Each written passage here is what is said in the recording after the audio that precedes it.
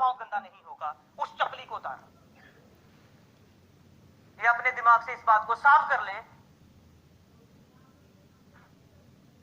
कि तू मुझे ऐसी कंडीशन में प्रसन्न नहीं कर सकता, ना मेरे पास आ सकता है। Change your mind, change your ideology,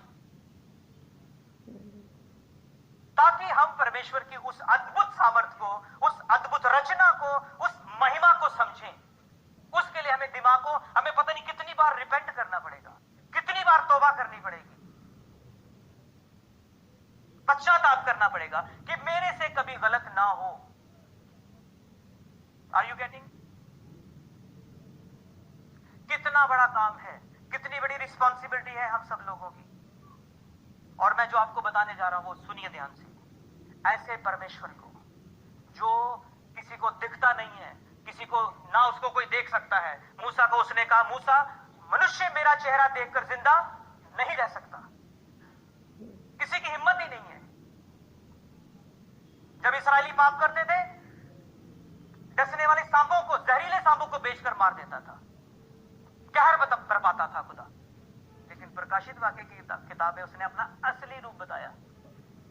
सिंहासन पर कौन बैठा? मेमना। कौन? ये है, इसके ऊपर कोई भी हद नहीं है। ये हाइट है किस चीज की? नम्रता की। जब खुदा हमारा खुद इतना नम्र है कि सिंहासन पर बैठकर भी मेमने जैसा है, तो हमारी क्या मजा? हम कहां स्टैंड करते हैं?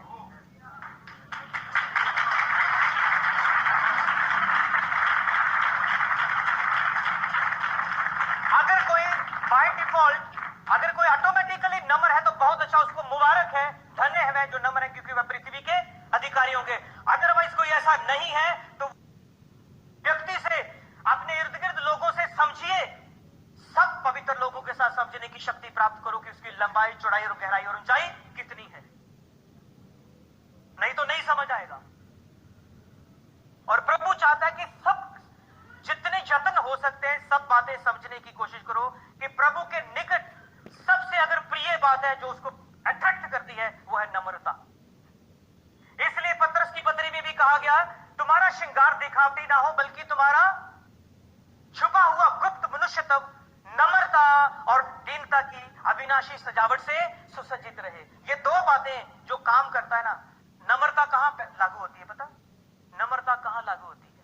खुदा को हमारी नम्रता नहीं चाहिए, खुदा को हमारी दीनता चाहिए।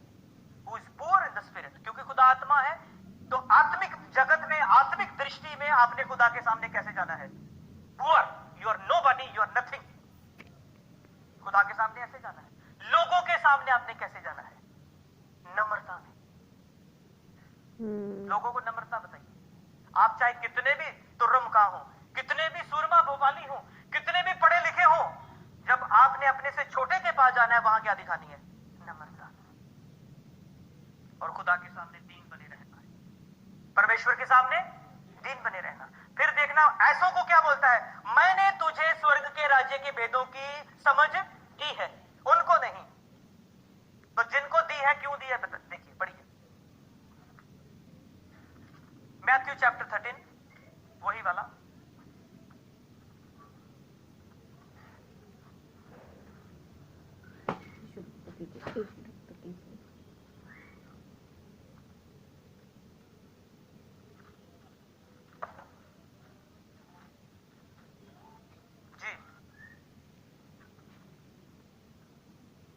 वर्स, यस, मैं आपको बताता हूं। देखिए, हम मसीह लोग जो हैं, हम कितना वचन सुनते हैं, कितना कुछ करना भी चाहते हैं। बहुत से लोग बहुत कुछ करना चाहते हैं, लेकिन उनके पास सामर्थ्य नहीं होती। ये सामर्थ्य का मतलब मालूम क्या है? दिलेरी। सामर्थ्य का दूसरा नाम क्या है? बोल्डनेस। अगर आप किसी की हेल्प करेंगे ना, उसके लिए आपके अंदर बोल्डनेस होनी चाहिए, दिलेरी होनी चाहिए। वो सामर्थ्य होती है, क्योंकि आपके पास इतनी सामर्थ्य है कि उस भरी हुई सामर्थ्य में से आप किसी में सामर्थ्य भर देते हो। तो कई बार हम बहुत कुछ करना चाहते हैं, लेकिन हमारे पास पर्याप्त साधन, पर्याप्त मात्रा में धन नहीं होता, इसलिए हम कुछ नहीं कर पाते। और कई बार हम लोग ये कहते हैं, जब मेरे पास बहुत आएगा ना, जब मेरे पास इतना कुछ होगा, इतने पैसे आएंगे, इतना कुछ होगा, फिर मैं खुदा के लिए कुछ। विधवा औरत के बारे में आपने सुना होगा क्या? उसके बारे में क्या सुना आपने? उसके बारे में प्रभु यीशु मसीह खुदावंदों के खुदा ने खुद गवाही दी, इसने सबसे ज्यादा, बल्कि उसका सबसे कम था। बस उस औरत के पास एक दिलेरी नाम की चीज थी, सामर्थ्य थी कोई,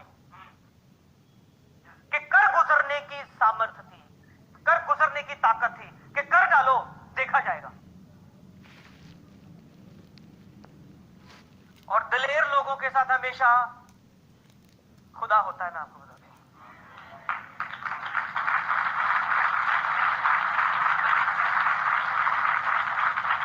दाऊद के साथ खुदा क्यों था?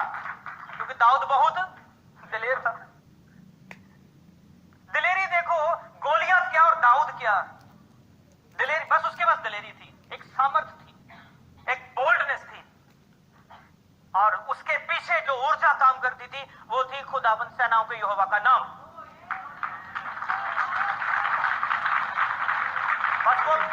बस वो कर गुजरा, कर दिया उसने, और क्या हुआ? इतना लंबा चौड़ा व्यक्ति उसने 2 पल में ढेर कर दिया।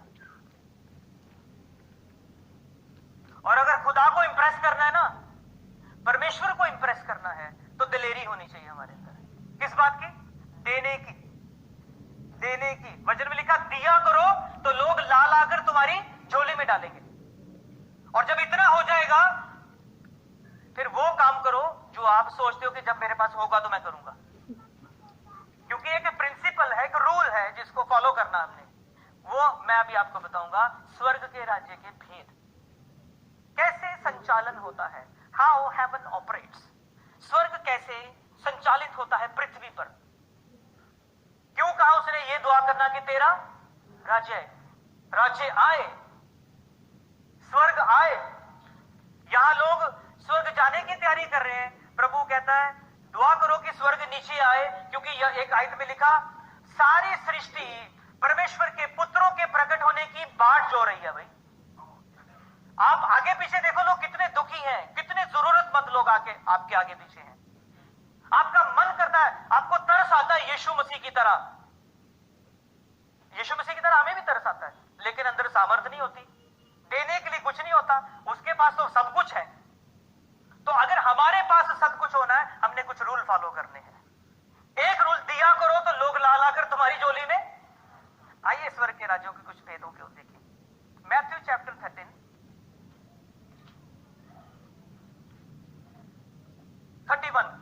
31 उसने उन्हें एक और दृष्टांत दिया, स्वर्ग का राज्य राई के एक दाने के समान है, जिसे किसी मनुष्य ने लेकर अपने खेत में बो दिया। वह सब बीजों से छोटा तो होता है, पर जब बढ़ जाता है तब सब साग पात से बड़ा होता है, और ऐसा पेड़ हो जाता है कि आकाश के पक्षी आकर उसकी डालियों पर बसेरा करते हैं। बस कैसा है स्वर्ग का राज्य? राई के दाने की तरह। हम स्वर्ग जाने की सोच रहे हैं, वो हमें राई के दाने की तरह का स्वर्ग बता रहा है। अरे स्वर्ग ऑपरेट कैसे होता है? यहां एक फार्मूला है। स्वर्ग आता कैसे है, स्वर्ग बनता कैसे है, आप उस स्वर्ग के हिस्सेदार कैसे हो सकते हो, एक फार्मूला है। स्वर्ग का राज्य किसके समान है? राई के दाने के समान है। क्या किया? उसको बोया और बढ़कर क्या हो गया? पेड़ जैसा हो गया, और आकाश के पक्षियों ने भी आकर उस पर क्या किया? आपकी उस दिलेरी के द्वारा किया गया छोटा सा एफर्ट, छोटी सी कोशिश इतना बड़ा अंपायर खड़ा कर सकता है कि आप पता नहीं कितने लोगों को नौकरी दे सकते हो।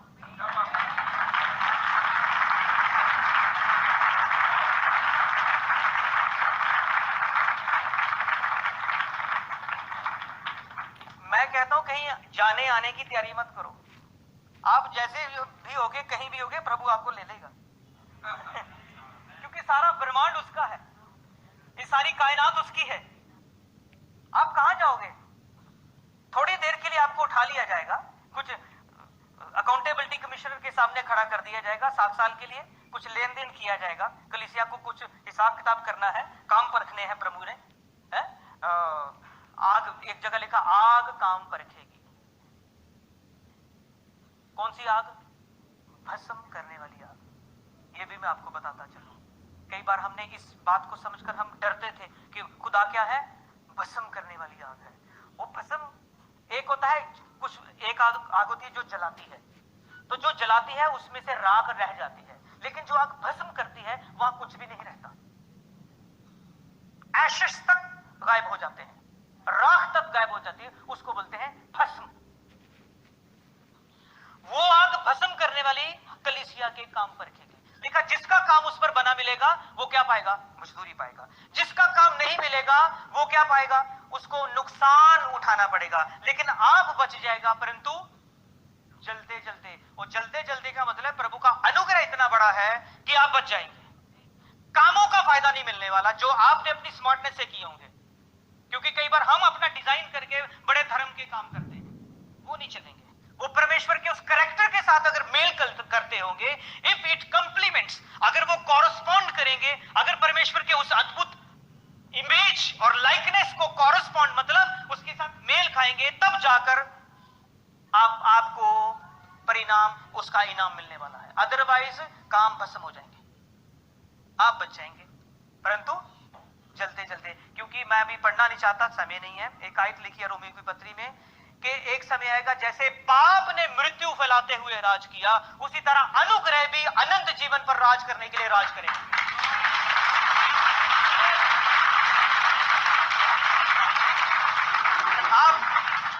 आप स्वर्ग में एक, जिसको आप स्वर्ग मानते हैं ना, वो एक दशा है जब खुदा सब खोल देगा।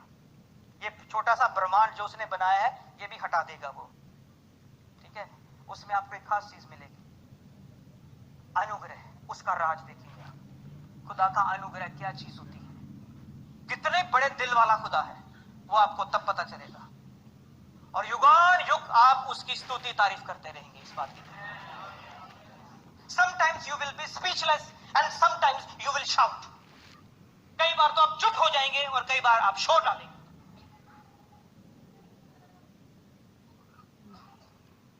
चुप हो जाएंगे ये सोचकर ये क्या है, क्या कमाल है, और शोर डालेंगे क्या अद्भुत बातें हैं यार, क्या अद्भुत है खुदा। आप अनुग्रह का राज देखेंगे। बट मेरे कहने का मतलब यह है, अपनी पहचान कीजिए, अपने बुलाए जाने और चुन लिए जाने को क्या करो, साबित करो कि you are a chosen vessel. आप चुने हुए हैं, आपको साबित करना पड़ेगा, इधर भी उधर भी। और आपके इर्द गिर्द टेढ़े और हठीले लोग हमेशा बने रहेंगे जो आपको डिस्टर्ब करेंगे। अंतिम दिनों में कैसे लोग आएंगे? ढीठ, घमंडी, टेढ़े, ये सब आएंगे। बहुत से लिस्ट है, लंबी लिस्ट है। वो भक्ति का भी वेश धरेंगे। ऐसा नहीं है कि दुआबंदगी करने वाले नहीं, वो दुआबंदगी भी करेंगे। ऐसों से क्या रहना, परे रहने का मतलब ये नहीं कि मिलना नहीं, ऐसों से मतलब उनके जैसे काम तुमने नहीं करने। शो योर आइडेंटिटी, आपको अपनी पहचान बनानी है कि मैं कौन हूं, मैं कहां से हूं। पुत्र पिता की गोद में रहता है। कहां? पुत्र ने पिता को प्रकट किया जो उसकी गोद में है। हम कहां रहते हैं? क्योंकि हम पुत्र की पहचान में एक होने के लिए बुलाए गए हैं। और वो चाहता है जैसा मेरा पुत्र करता है, जिससे मैं खुश हूं, तुम भी वैसा करो। मैं तुमसे खुश होना चाहता हूं और मैं आपको शाबाशी देना चाहता हूं पूरी कायनात के सामने। लेकिन उसके लिए मैं मिराकल, ऐसे कोई जादू नहीं करूंगा कि आपको एकदम आप अमीर बन जाओगे, फिर आपसे भले काम होंगे। आपको रूल फॉलो करने, स्वर्ग जो है, हेवन ऐसे ऑपरेट होता है। राई के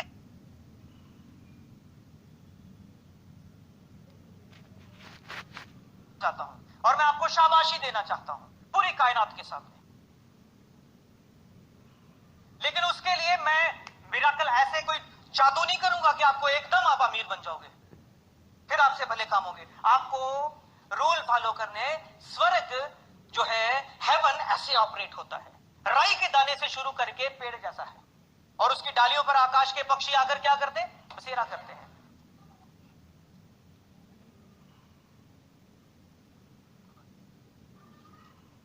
बस एक दो बात बोल के मैं बैठूंगा। 33, यही मैथ्यू 13:33। उसने एक और दृष्टांत उन्हें सुनाया, स्वर्ग का राज्य खमीर के समान है, जिसको किसी स्त्री ने लेकर 3 पसेरी आटे में मिला दिया, और होते होते वह सब खमीरा हो गया। बस बस देखिए, इसमें बहुत से दृष्टांत हैं, आप पढ़ लेना घर जाकर, जरूर पढ़ना। इसमें कितने दृष्टांत हैं, सब में बस एक ही बात बताई गई कि बातें बढ़ती कैसे, चीजें एक्सपेंड कैसे होती हैं, एक्सटेंड कैसे होती हैं। जैसे आकाश परमेश्वर की किसको प्रकट करता है, ध्यान से, भजन संहिता 19 में लिखा, आकाश उसकी महिमा को वर्णन करता है। और महिमा पता क्या होती है, महिमा क्या होती है? The glory of God is the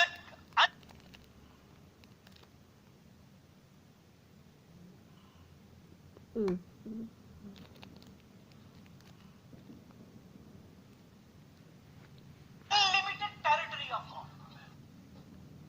परमेश्वर की वो हद है जिसको कोई पार नहीं कर सकता, ना कोई सोच सकता है, ना उसको माप सकता है। That is the glory of God. आपका एम्पायर, आपका राज्य कितना फैला हुआ है, दैट इज योर ग्लोरी।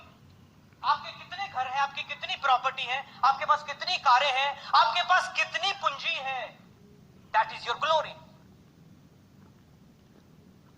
और परमेश्वर अपनी महिमा को कैसे प्रकट करता है? आकाश के रूप में, जिसको कोई आज तक किसी ने नापा। इसको भी वो चादर की तरह एक दिन लपेट देगा। देखो, उसके बाद वो जो बनाने वाला वो अद्भुत है, इसके लिए वो कहता है पहले से खुश हो जाओ। लेकिन वो सारी चीजें इधर भी और आने वाले समय में भी सक्रिय होने के लिए आपको स्वर्ग के राज्यों के भेद समझने पड़ेंगे, जो सबको नहीं पता होते। Start with the little thing, छोटे से शुरू करना है, और वो देखिए कैसे बढ़ता है। आप बड़े बड़े अपने उद्योगपतियों को देखिए हमारे हिंदुस्तान में, उन्होंने कहां से शुरू किया? छोटी सी से शुरू किया। अगर वो इस दुनिया में, इस दुनिया की करेंसी को लेकर, इस दुनिया के सिस्टम को लेकर अगर इतनी तरक्की कर सकते हैं, तो परमेश्वर को मानने वाले लोग कैसे होंगे बताओ।